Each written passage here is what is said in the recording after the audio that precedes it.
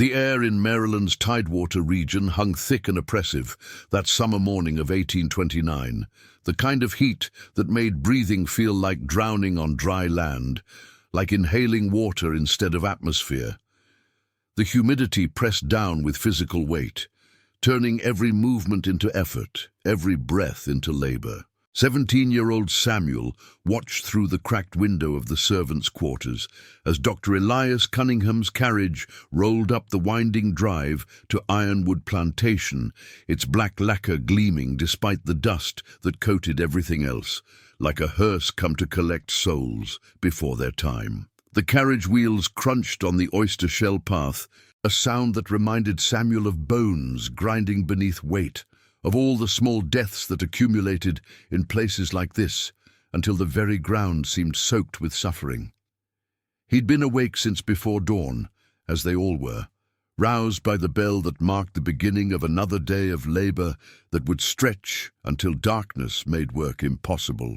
His hands still ached from yesterday's work carrying water, endless trips between the well and the big house, his shoulders burning, his back screaming, but the pain was familiar enough to fade into background noise. There were worse pains, he knew. There were always worse pains. Samuel had heard the whispers, the stories that traveled from plantation to plantation along the Chesapeake Bay, like ghosts on the wind, carried by hired workers, by sold-away family members, by runaways, caught and returned with stories etched into their scarred backs. They said Dr. Elias Cunningham could cure anything, that he had knowledge beyond the common physicians, that he'd studied in Philadelphia and Europe, that he understood the mysteries of the human body in ways that bordered on supernatural. But they also said, in quieter voices, when the overseers weren't listening, when the walls didn't have ears, that those who entered his treatment room rarely left the same, and some didn't leave at all. Some were carried out wrapped in canvas, their bodies committed to unmarked graves in the woods beyond the tobacco fields, their deaths attributed to natural causes or pre-existing conditions, their names forgotten before the earth had finished settling over their remains. The plantation belonged to Jeremiah Whitmore, a tobacco magnate whose wealth had built half of Annapolis, whose name appeared on bank charters and legislative rolls, whose influence extended through the state like roots through soil. Ironwood was one of 3 properties he owned, the largest, sprawling across 800 acres of prime tidewater land. The main house rose 3 stories, white columns gleaming in sunlight that seemed too bright, too clean for a place built on such darkness. Behind it, the work buildings stretched in orderly rows. The tobacco barns, where leaves hung drying like hanged men, the cooperage, where barrels were built, the smokehouse, the laundry, the kitchen house standing separate to prevent fires from consuming the main residence, as if fire were the only danger that mattered here. Beyond those, less visible from the house, stood the quarters where Samuel and 70 other enslaved people lived in conditions that would have shamed a farmer housing livestock. But shame required seeing those housed as worthy of better, and the plantation economy depended on not seeing, on looking past, on maintaining careful blindness to the humanity of those who made wealth possible. Samuel had been born here, delivered in one of those cramped cabins by a midwife who'd tried everything to save his mother, but couldn't prevent the hemorrhaging that had taken her life within hours of his birth. He'd been told she'd held him once, long enough to whisper a name, long enough to look into his face and see something worth dying for. His father, a man he knew only from stories, had been sold away when Samuel was 3 years old, sent to a plantation deeper south where cotton was replacing tobacco as the crop of choice, where labor demands were even more brutal, where life expectancy measured in years rather than decades. Samuel had no memory of him, just a few stories shared by older workers who'd known them both, who remembered his father as quiet and strong, who said Samuel had inherited his eyes and his stubborn chin. Now Samuel worked in the main house, a position that carried its own peculiar torments. close enough to the Whitmore family to understand their cruelty in intimate detail, to see how they laughed at dinner while people starved in the quarters, to hear their casual conversations about buying and selling human beings the way others might discuss livestock or furniture. Close enough to witness the small violences that accumulated into large ones, the careless backhands, the cutting remarks, the absolute certainty in their voices when they spoke about the natural order of things, about how some people were meant to serve and others to command, about how slavery was actually beneficial to the enslaved, a Christian duty to civilize and improve inferior races. But Samuel's position also kept him far enough from fieldwork to avoid the worst physical brutality, the sun that aged workers prematurely, the labor that broke bodies by 30, the casual violence of overseers who beat productivity into people the way blacksmiths beat shape into iron. He could read, a skill his mother's position as a favored house servant had made possible. She'd been taught so she could read Bible verses to old Mrs. Whitmore, the current master's mother, a woman who'd apparently believed Christianity required literacy, while simultaneously believing it justified slavery. The contradiction hadn't seemed to trouble her, just as it didn't trouble the ministers who preached submission on Sundays, who selected Bible verses carefully to emphasize obedience, while ignoring the ones about liberation and justice and the radical equality of souls before God. Invisibility, Samuel had learned through hard experience, was its own kind of death, a slow erasure that happened while you were still breathing, still moving through the world, still performing all the functions of life. You learned to make yourself small, to anticipate needs before they were spoken, to read moods and adjust accordingly, to become so seamlessly part of the background that people spoke freely in your presence, revealing truths they'd guard carefully around those they considered equals. You learned that your thoughts were your own only if you never spoke them, that your feelings mattered only insofar as they didn't interfere with service, that your very existence was conditional on usefulness. But invisibility also created a kind of freedom, paradoxical and limited but real. When people didn't see you as fully human, they didn't guard themselves the way they might around peers. They revealed things, let masks slip, showed the machinery beneath the performance of civility. Samuel had learned more about the Whitmore family's finances, politics, and private lives than they'd ever imagined, simply by being present and unnoticed while they discussed matters they'd never share with social equals. He'd learned that Jeremiah Whitmore was deeply in debt despite his appearance of wealth, that the plantation was mortgaged to creditors in Baltimore, that this year's tobacco crop needed to be exceptional or everything would collapse. He'd learned that Mrs. Whitmore drank laudanum to escape the reality of her marriage, that the eldest son gambled away his allowance in Annapolis brothels, that the daughter wrote poetry about death and seemed to be slowly starving herself for reasons no one discussed but everyone noticed. He'd learned that wealthy white families were just as trapped as anyone else, just in different cages, bound by expectations and debts and the need to maintain appearances at any cost. The difference, of course, was that their cages were gilded and they could leave whenever they chose to pay the price of social disgrace. Samuel's cage had no door at all. Dr. Cunningham emerged from the carriage, a tall man in his 50s with silver hair meticulously combed back from a high forehead, wearing the black suit and white cravat of a professional man, someone whose education and status elevated him above common workers, but not quite to the level of the planter aristocracy. His hands were what Samuel noticed first, hands that never stopped moving even when the rest of him was still, fingers flexing and curling as if conducting an invisible orchestra, as if they possessed their own separate consciousness that couldn't quite be controlled.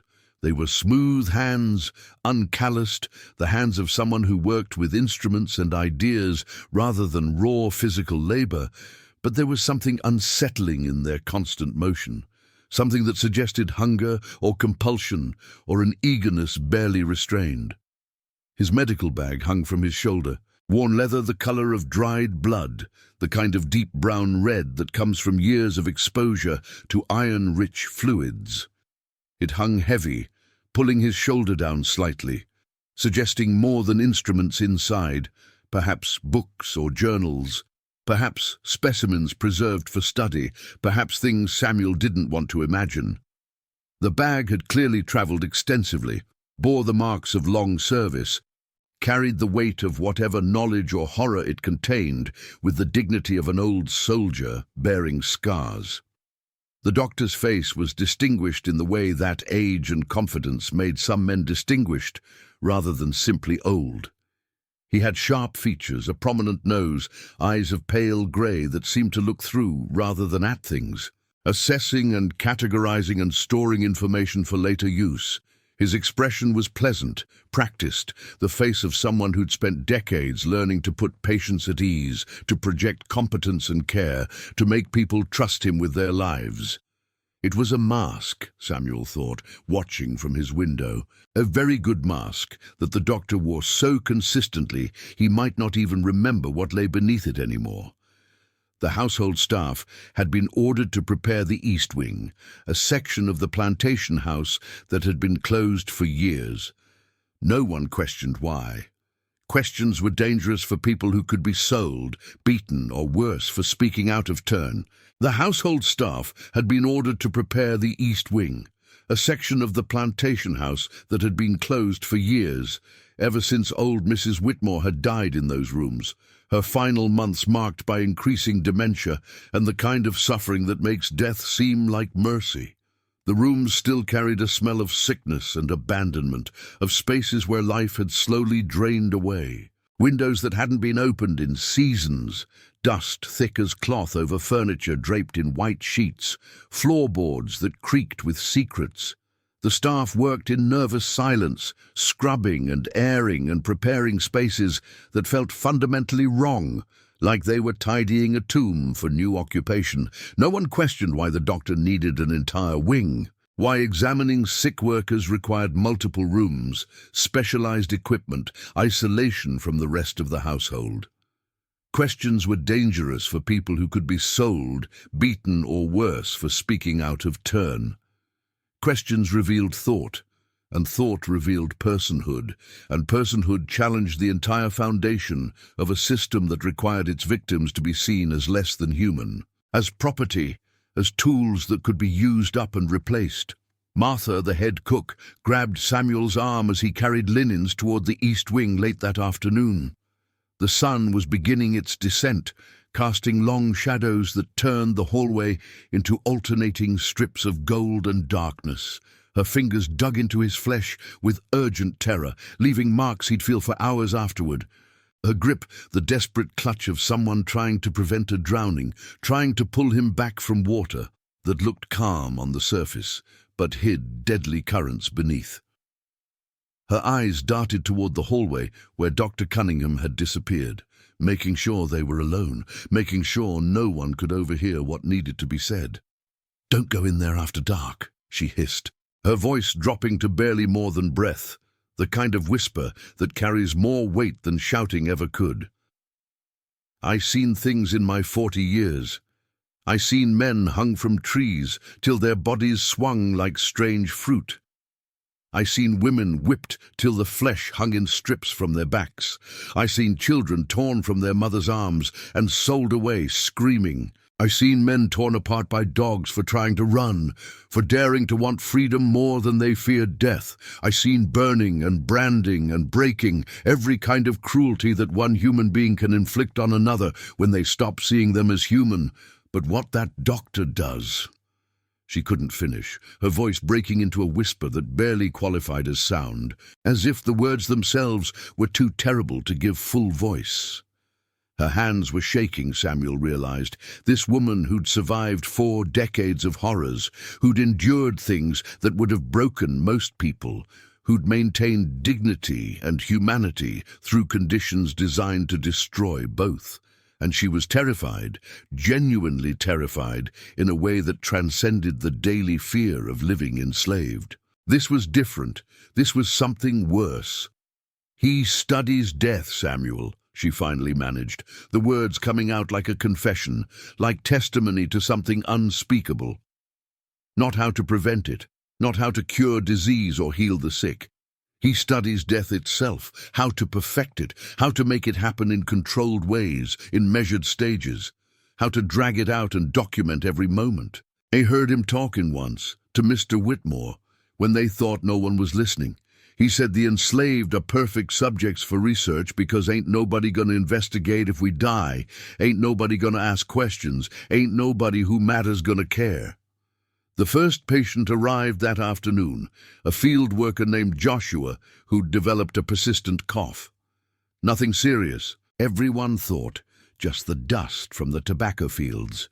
But Jeremiah Whitmore had specifically requested that Dr. Cunningham examine all plantation workers, claiming it was for their benefit to ensure productivity. Freedom, Samuel thought bitterly, was a word that meant nothing when someone else owned your body. Through the partially open door of the treatment room, Samuel caught glimpses as he delivered fresh water and towels. Dr. Cunningham had transformed the space into something between a hospital and a laboratory. Glass jars lined the shelves, their contents obscured by murky preserving fluid. Charts covered the walls, meticulously detailed drawings of the human circulatory system with annotations in Latin and English. In the center stood an examination table that had been modified with leather restraints at the wrists, ankles, and neck. Joshua lay on the table, his dark skin glistening with sweat, eyes wide with the kind of fear that came from understanding too late that escape was impossible.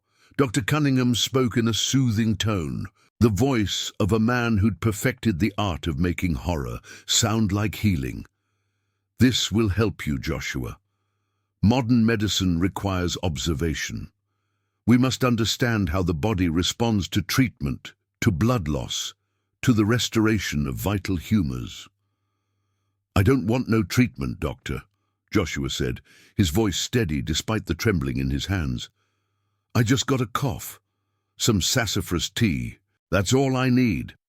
Dr. Cunningham smiled, and in that smile Samuel saw the face of every person who'd ever held power over another's life.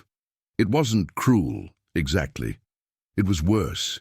It was indifferent, the expression of someone who'd stopped seeing human beings and saw only specimens. "Mr. Whitmore has entrusted me with the health of everyone on this plantation. I cannot fulfill that responsibility if my patients refuse treatment. You understand, don't you?" The unspoken threat hung in the air like smoke. Refuse treatment, and Jeremiah Whitmore would hear about it. And what Whitmore heard about, he punished. Joshua closed his eyes and nodded, a gesture of surrender that Samuel felt in his own chest, like a physical wound. What happened next would haunt Samuel's dreams for years. Dr. Cunningham produced a scarificator, a spring-loaded device with multiple small blades designed for bloodletting. But instead of the traditional approach of minor bleeding to balance humors, the doctor seemed to be conducting an experiment. He made careful incisions, measuring the blood flow, noting Joshua's responses in a leather-bound journal. "You see," he explained to no one in particular, speaking into the suffocating air of the treatment room, "medical science has long debated the precise volume of blood the human body can lose before consciousness fails, before vital functions cease. The European physicians have their theories, but they work primarily with their own race. Here, we have an opportunity to expand knowledge." Samuel backed away from the door, his stomach churning. This wasn't medicine. This was torture disguised in the language of science, the ultimate violation of liberty dressed up as care. That night, Joshua was carried back to the quarters, pale as milk, barely conscious. Martha tried to help him, forcing broth between his cracked lips. But his eyes had the glassy look of someone who'd seen beyond the veil. He died 3 days later, and Dr. Cunningham noted every symptom.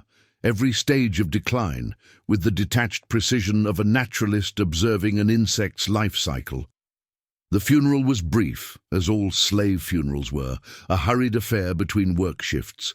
But as they lowered Joshua into the red Maryland earth, Samuel heard the whispers spreading. This was the fifth patient of Dr. Cunningham's who died in the past year, across 3 different plantations. Each death had been attributed to natural causes or pre-existing conditions. Each death had added to the doctor's research, and the terrible truth was that no one with the power to stop it cared. The law that might have protected free citizens didn't extend to those in bondage. Freedom to live, to refuse treatment, to testify against crimes, these were luxuries afforded only to some.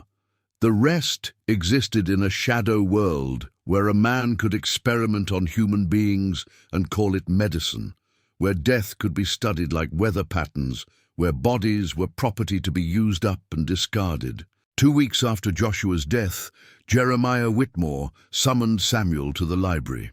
It was a room Samuel had cleaned 100 times but never truly seen, lined with books on law, agriculture, and philosophy.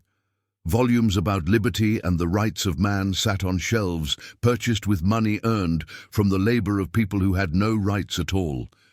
The irony was so sharp it could draw blood.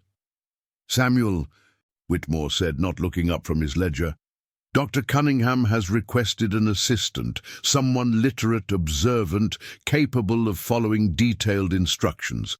Your mother was a house servant, educated enough to read Bible verses to my late mother. I assume you inherited that skill." It wasn't a question. Samuel nodded, his throat too tight to speak. "Excellent. You'll begin tomorrow. The doctor's work is of vital importance, advancing medical knowledge that will benefit all of mankind. You should be honored to contribute." Honored. The word tasted like ash, but Samuel understood the reality beneath the polite language. This wasn't an opportunity, it was a conscription. Refuse, and he'd be sold or punished. Accept, and he'd become complicit in whatever horrors Dr. Cunningham was conducting in the name of science. That night Samuel lay awake, listening to the sounds of the plantation at rest, the creaking of old wood, the distant cry of night birds, the rustle of wind through tobacco fields. Somewhere in that east wing, Dr. Cunningham was probably still awake, recording observations in his journal, planning his next experiment. And Samuel would be there to witness it, to hand him instruments, to watch as freedom bled out drop by measured drop. The Maryland summer pressed down like a burial shroud, and Samuel wondered how many more would die before harvest season ended, how many more bodies would be committed to the earth with lies about their deaths inscribed in official records. He thought about freedom, that beautiful, terrible word that meant everything and nothing, that was promised to some and denied to others, that could be taken away or never granted in the first place. And he wondered, in the darkness of that long night, whether there was any difference between the doctor's treatment room and the plantation itself. Both were places where human beings were reduced to property, where life could be measured and managed and ended at someone else's discretion, where the language of care and improvement masked the reality of absolute control. The next morning came too quickly. Samuel rose before dawn, washed in cold water from the basin, and dressed in the clean shirt and trousers that had been provided for his new position. Martha stopped him at the kitchen door, pressing a small bundle into his hands.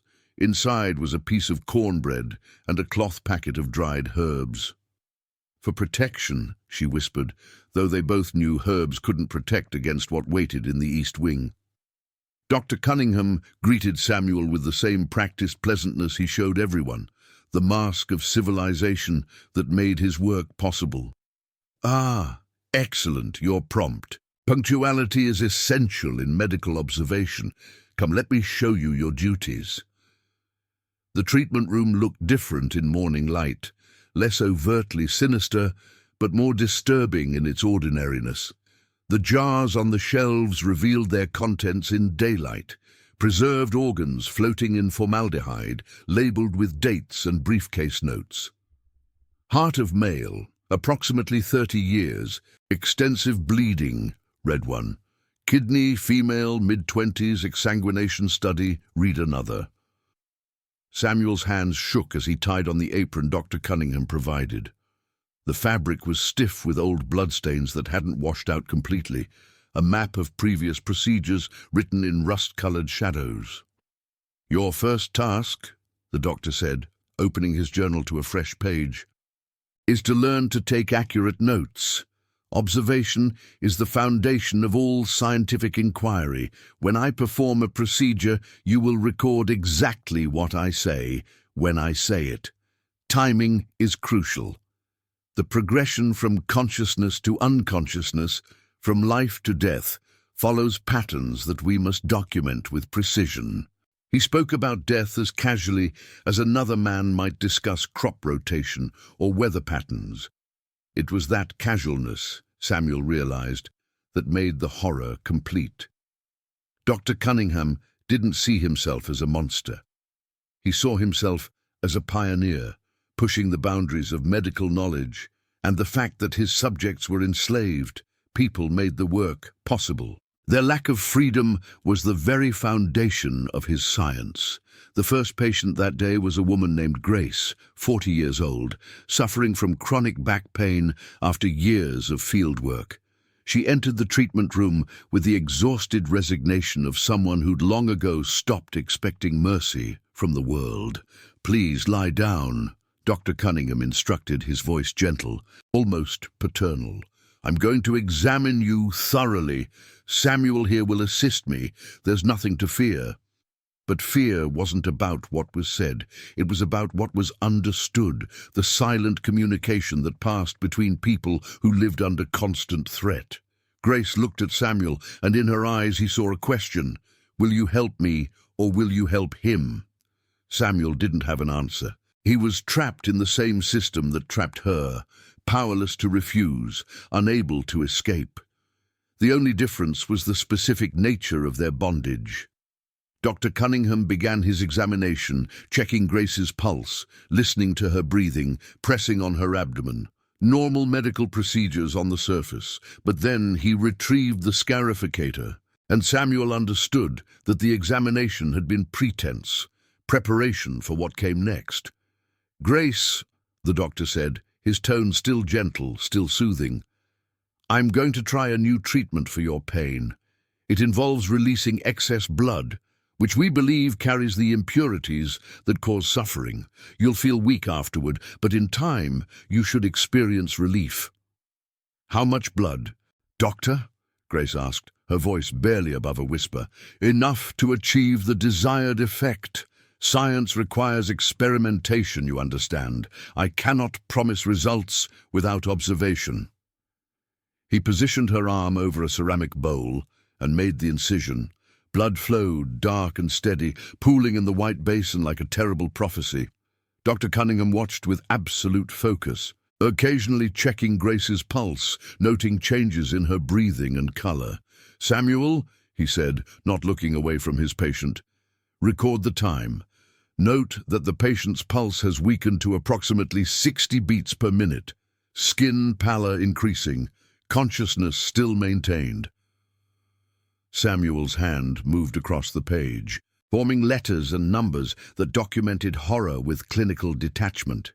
He felt himself splitting in two, one part that performed the task mechanically, another that screamed silently at the violation he was enabling. Grace lasted longer than Joshua had. Her body, hardened by decades of brutal labor, fought against the draining of life with stubborn determination.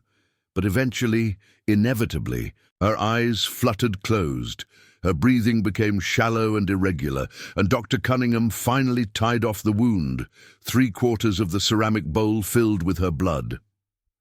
"Excellent data," he murmured, more to himself than to Samuel. "Female constitution. Advanced age, sustained blood loss of approximately 1.7 liters before loss of consciousness. Remarkable endurance. Dame, they carried Grace back to the quarters on a stretcher, her body so light it seemed she might drift away on the humid Maryland breeze. Martha met them at the door, her face a mask of controlled fury. She didn't speak, just gathered Grace into the small room where she could tend to her away from the doctor's observation. "She'll recover," Dr. Cunningham told Samuel as they walked back to the main house. "Most of them do, which is the most interesting finding. The human body's capacity for survival exceeds our assumptions. But it's the ones who don't recover who provide the most valuable data. They show us the limits, the absolute boundaries of endurance." Samuel wanted to ask how many deaths were acceptable in the name of knowledge, how much suffering was justified by the advancement of science, but the questions died in his throat. He was beginning to understand that Dr. Cunningham genuinely believed he was doing important work, that the lack of consent from his subjects didn't trouble him because he'd never truly seen them as people whose consent mattered. This was the deepest horror, Samuel realized. Not that evil men did evil things, but that ordinary men could commit atrocities while maintaining a clear conscience, could torture and kill while genuinely believing they served a higher purpose. Dr. Cunningham probably went to church on Sundays, contributed to charity, considered himself a moral person. The fact that his victims were enslaved meant their suffering didn't register in his moral calculus. Days turned into weeks, and Samuel's role in the treatment room became routine. He learned to prepare the instruments, to record observations with increasing accuracy, to maintain the necessary emotional distance that made the work possible. Each patient taught him something about the limits of human endurance, about the body's desperate fight for survival, about the moment when spirit finally surrendered to inevitability. Some patients recovered, many didn't. And with each death, Dr. Cunningham's research grew more detailed, his theories more refined. He was writing a book, he told Samuel one evening, a comprehensive study of human physiology based on direct observation. "This work will revolutionize medicine," he said, his eyes bright with visionary fervor. "Future generations will thank us for the knowledge we're gathering." Us, as if Samuel were a willing collaborator rather than a conscripted witness. But something was changing in Samuel, a hardening that came from proximity to so much death. He began to see the plantation itself as Dr. Cunningham's treatment room writ large, an experimental apparatus where human beings were subjected to controlled suffering in the name of profit and progress. The tobacco fields, the auction block, the overseer's whip, they were all instruments of the same violent science, different methods of studying how much a person could endure before breaking.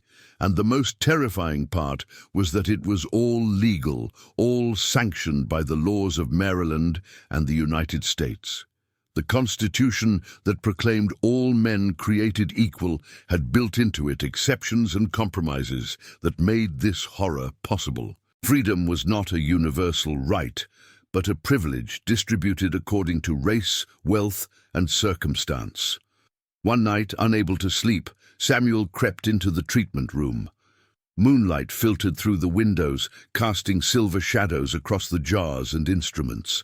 He opened Dr. Cunningham's journal, reading by the dim light. Page after page detailed experiments, measured blood loss, documented dying. And in the margins, the doctor had written philosophical reflections. "The enslaved Negro," one note read, "provides an ideal subject for medical research, unencumbered by the legal protections afforded to free citizens, available in sufficient numbers for statistically significant study, and existing in a state of natural subordination that makes observation of pure physiological response possible, without the confounding variables of patient autonomy or informed consent.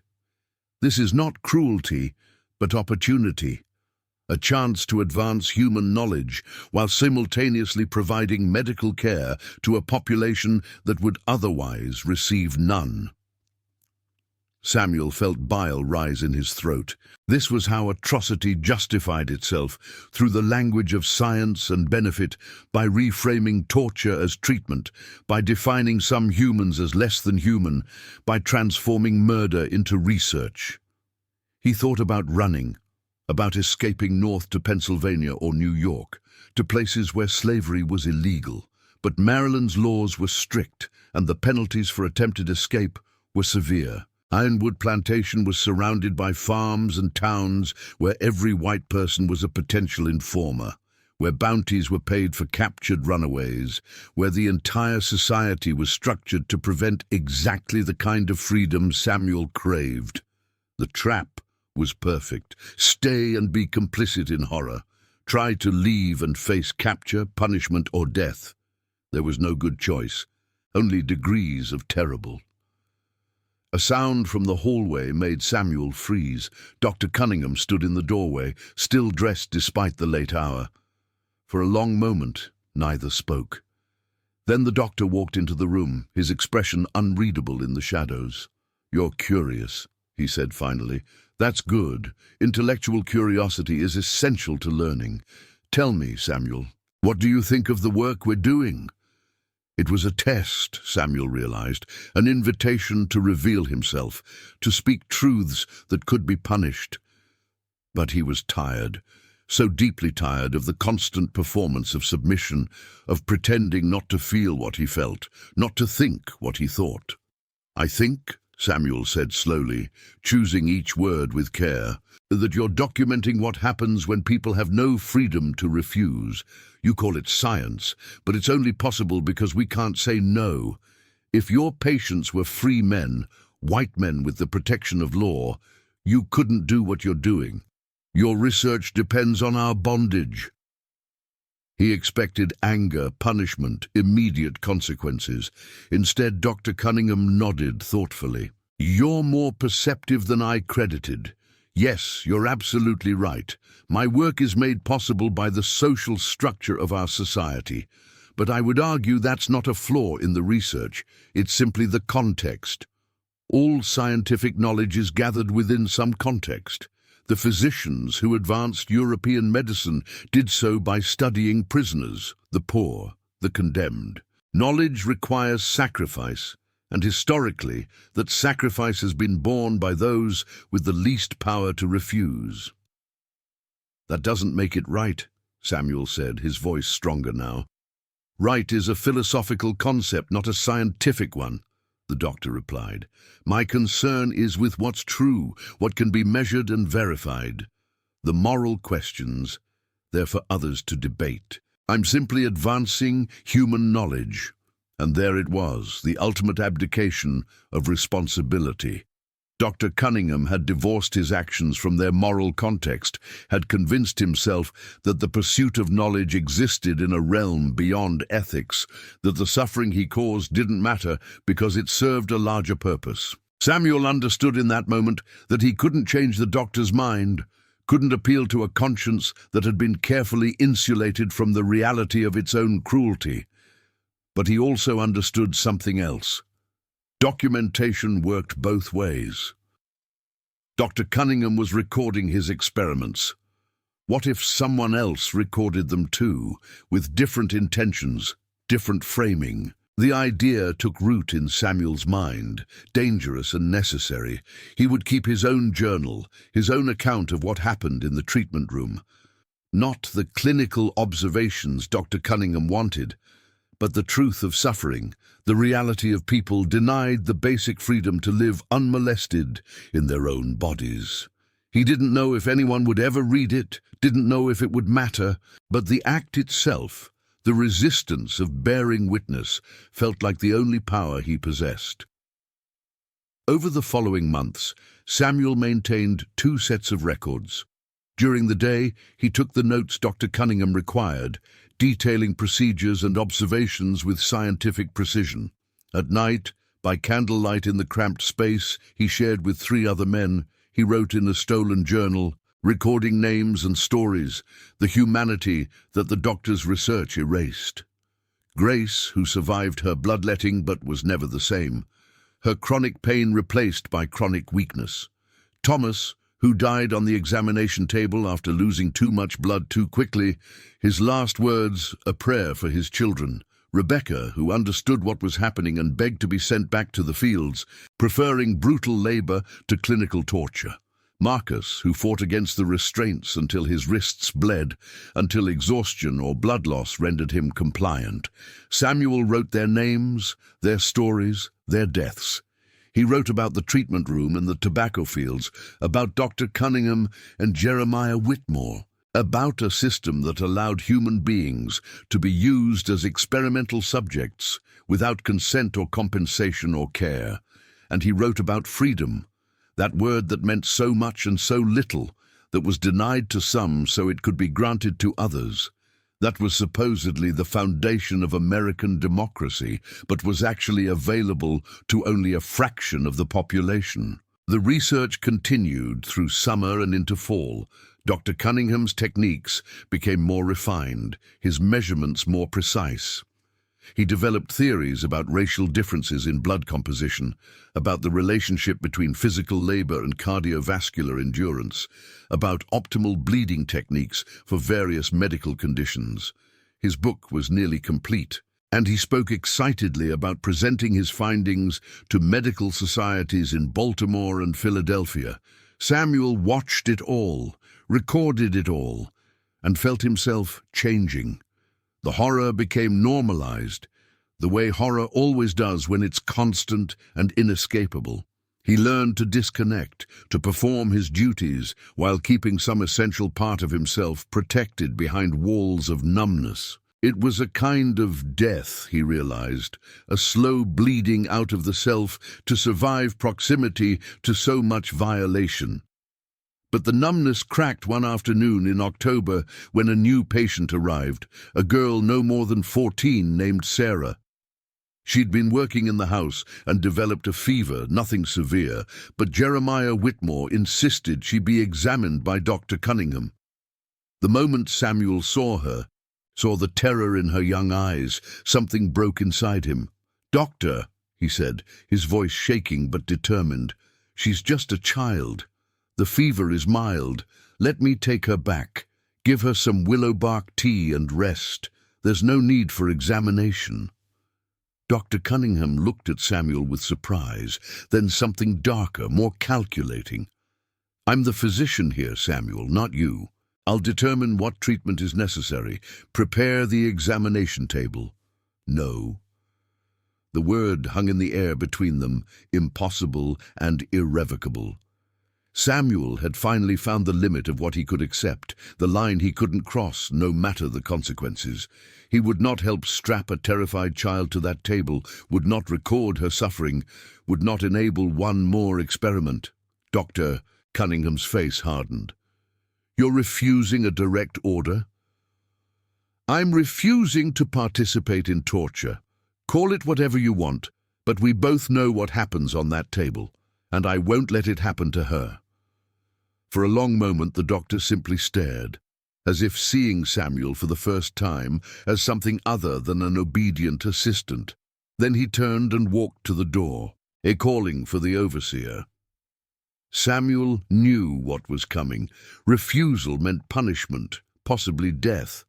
But as he stood between Dr. Cunningham and Sarah, as he felt the weight of all those months of complicity pressing down on him, he understood that survival at any cost was its own kind of death. Freedom wasn't just about legal status or physical movement.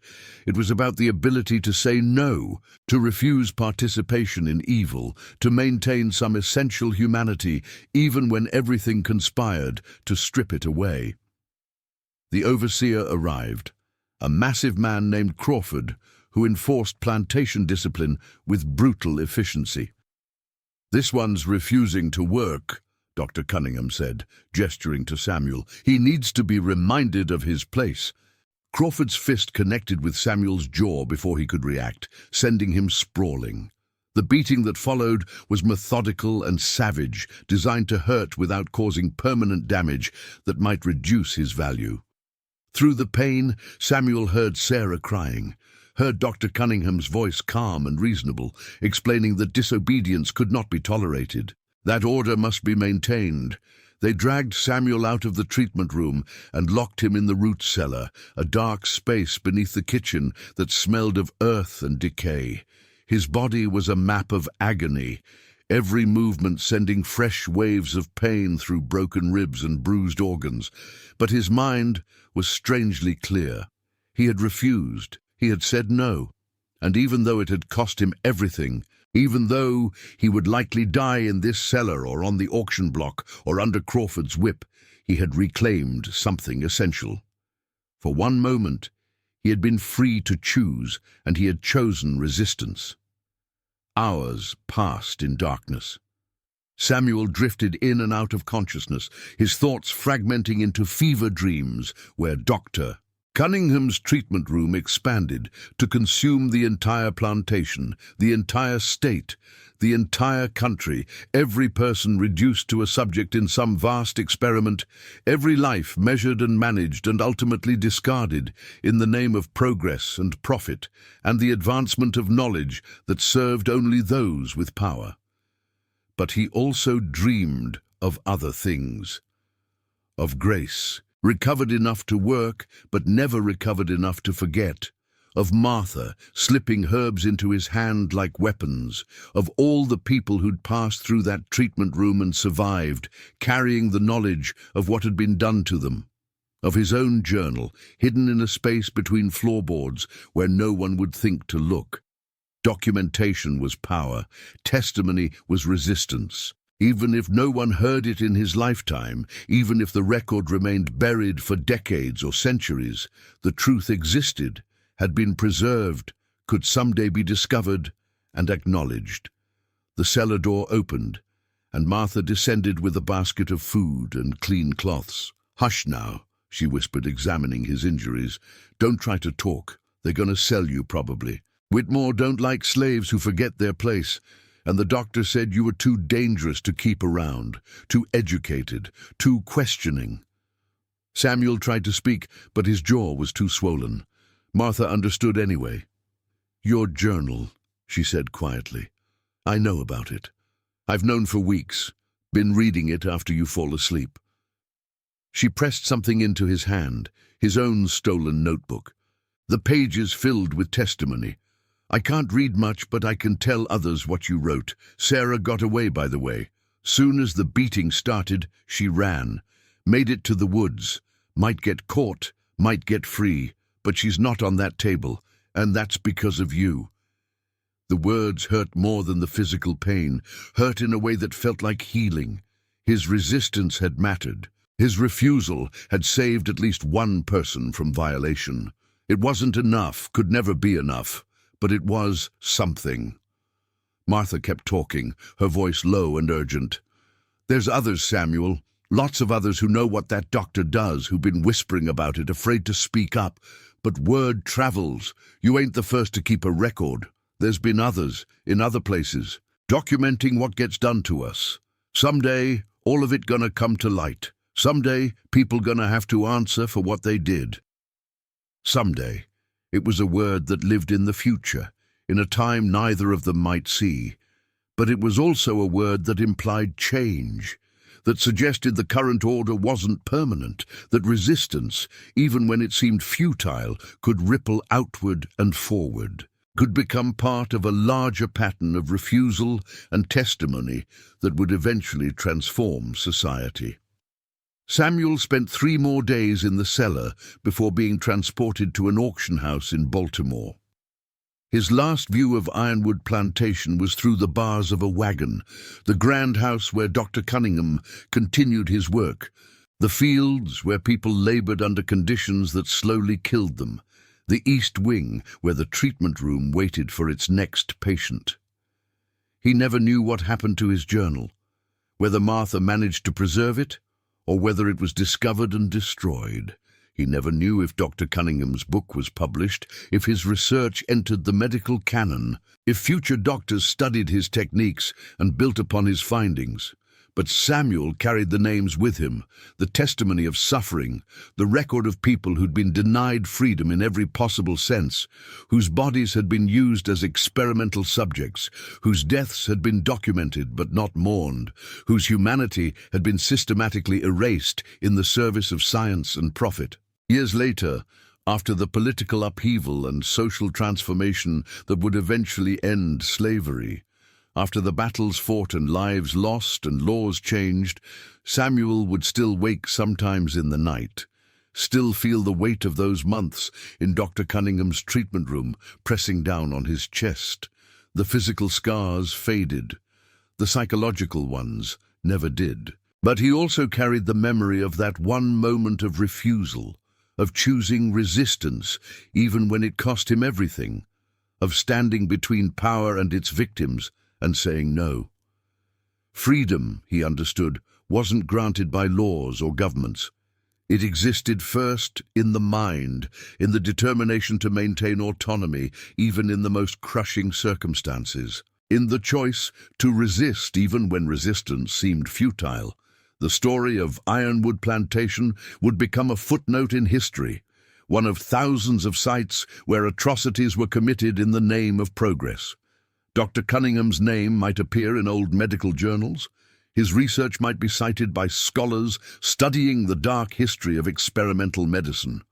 Or his work might be lost entirely, destroyed or forgotten, his experiments erased from the official record, but the people he studied, they remained.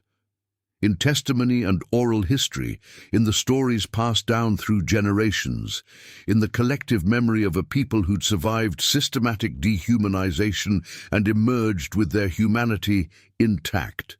They were the record that mattered, the documentation that couldn't be destroyed, the evidence that would eventually force a reckoning with the truth. Samuel understood something profound in those years after his time at Ironwood. The doctor had been studying death, trying to document and understand the moment when life ended. But he'd been asking the wrong question. The real question wasn't how much a person could endure before dying.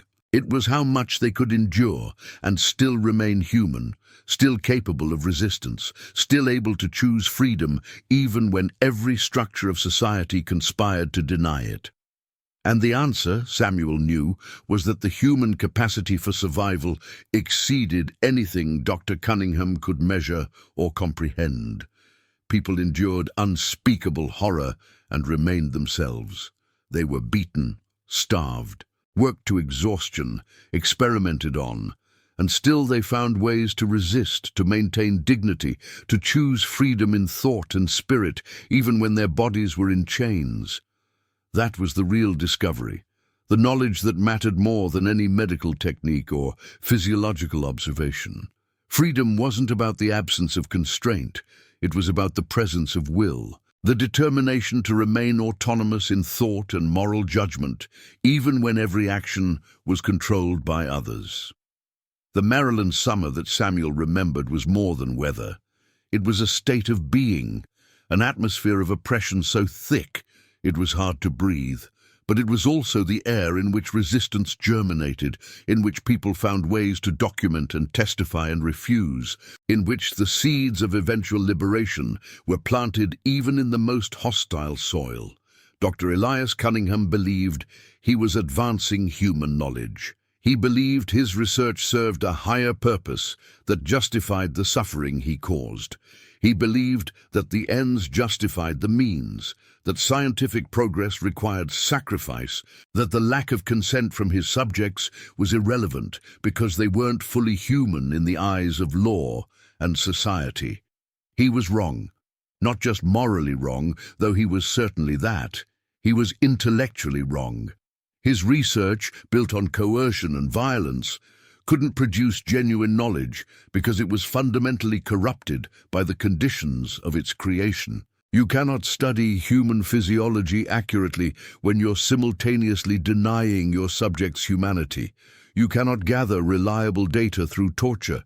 You cannot advance medicine by violating the basic principle of patient autonomy. This was the lesson that would take medicine decades to learn. that would eventually lead to ethical standards for research, to requirements for informed consent, to the recognition that people, all people, regardless of race or status, possessed inherent dignity and autonomy that must be respected. But in 1829, in that treatment room at Ironwood Plantation, those lessons hadn't yet been learned. The horror continued, documented in Dr. Cunningham's journal, preserved in Samuel's testimony, carried in the collective memory of everyone who witnessed it. And perhaps that was the real meaning of freedom.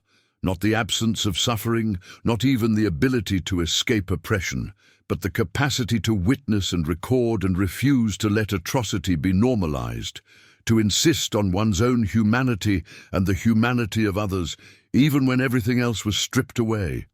Samuel survived. He lived to see slavery ended, though he knew the battle for true freedom extended far beyond legal emancipation. He lived to tell his story to those who would listen, to add his testimony to the growing record of what had been endured and overcome. He never forgot the people who died in Dr. Cunningham's treatment room, never stopped carrying their names in his memory. Joshua, Grace, Thomas, Rebecca, Marcus, Sarah, who escaped, and dozens of others whose names he'd written in his journal, whose suffering he'd documented, whose resistance, even if only the resistance of endurance, deserved to be remembered. Their lives mattered. Their deaths mattered. The violation they suffered mattered. Not as data points in a medical study, not as sacrifices for the advancement of knowledge, but as human tragedies, as evidence of what happens when some people are given absolute power over others, when scientific inquiry is divorced from ethical constraint, when the language of progress is used to mask the reality of torture. This was the true experiment at Ironwood Plantation, though not the one Dr. Cunningham intended.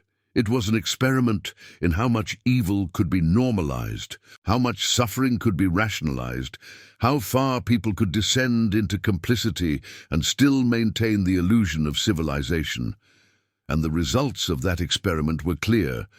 There was no depth to which humans wouldn't sink when given the power and permission to do so.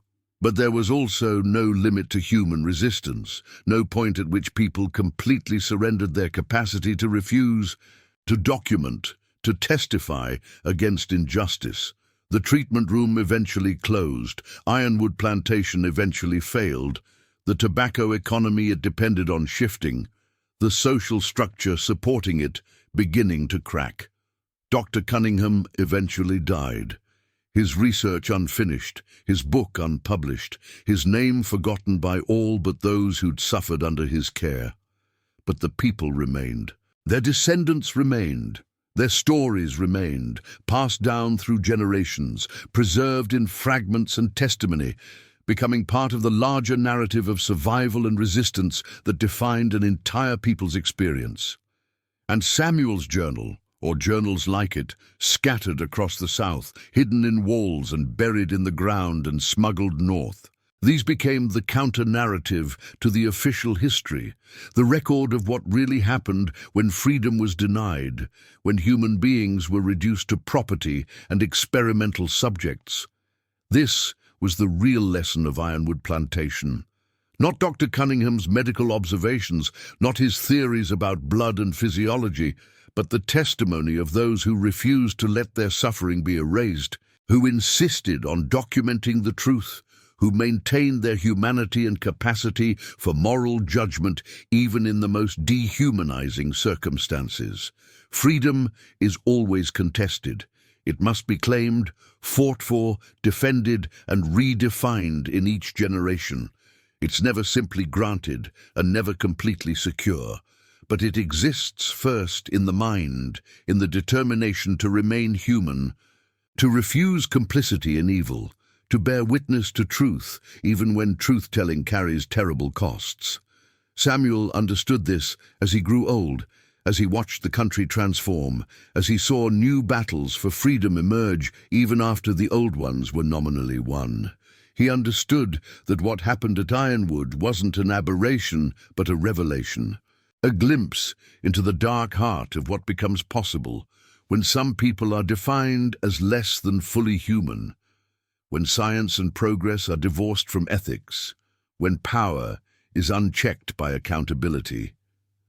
And he understood that the only defense against such horror was the determined insistence on universal human dignity, on the right of every person to autonomy over their own body, to freedom from coercion, to the ability to say no even to authority, even to those who claimed to know what was best. This was the message he carried, the testimony he preserved, the truth he refused to let be buried. Freedom is not abstract principle, but lived reality, not legal status, but daily practice, not gift from above, but right claimed from below. The people who died in Dr. Cunningham's treatment room died as victims of a system that denied their freedom in every possible sense, but they also lived as resistors, as survivors, as witnesses whose testimony would eventually contribute to the dismantling of that system.